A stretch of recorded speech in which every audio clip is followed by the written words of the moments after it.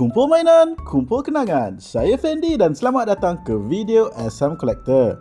Hari ini Abang Ashraf berkobar-kobar mengajak saya ke kedai Sebenika Jepun yang buka 24 jam untuk mencari kad Pokemon. Masuk saja ke kedai tersebut, Abang Ashraf terus meluru ke section yang ada toys. Di sini kami pun nampak ada satu brother tu tengah melihat blokis yang ada. Dia macam teruja. Dia cakap di sini memang susah nak dapat blokis bang, adik. Dan blokis ni boleh kata rare juga.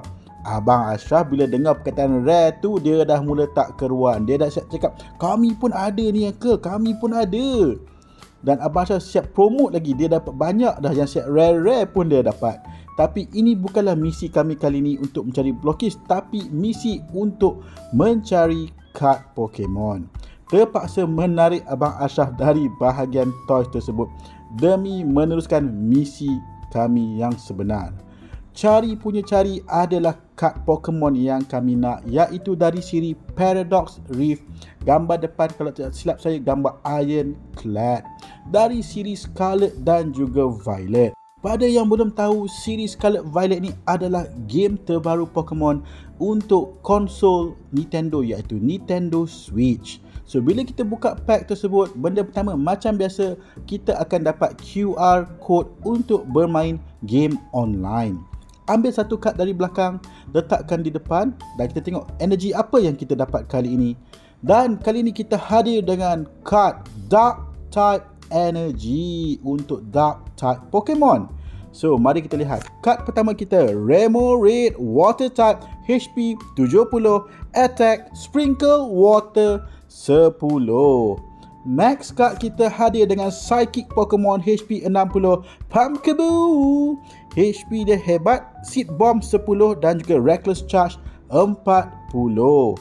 Next card kita hadir dengan card Old School Bat, iaitu Zubat Dark Type, HP 50, Attack Supersonic dan juga Razor Wing 20. Memang old school, mengambil memori. Next kita ada Gimmighoul Psychic Type, HP 50, Attack pula Core for Family dan juga Corkscrew Punch 20. Ini memang best untuk cari dalam game Scarlet dan juga Violet. Seterusnya kita ada Crocalor, evolusi daripada Fuecoco, Starter Deck Scarlet dan juga Violet, HP 100, Fire Type, Attack Rolling Fireball 90. Memang nampak cantik. Next kita ada Ambipom, evolusi daripada Aipom, HP 100, Normal Type, Attack pula Collect dan juga Hand Fling 20.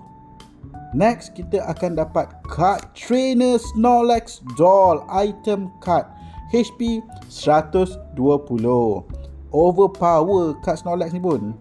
Next kita akan dapat Reverse Holo Doxler, evolusi daripada Blipbug. Grass type Pokemon, HP 80, Attack ada dua jenis iaitu Protect dan juga Zen Headbutt 20.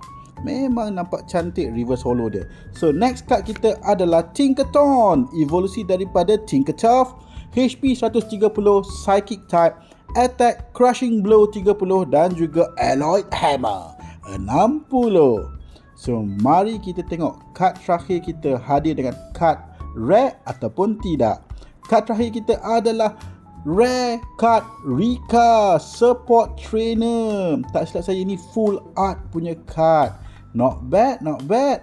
Dan inilah kad-kad yang telah kita dapat kali ini. Jadi sampai sini sajalah video kita. Jumpa next time. Bye.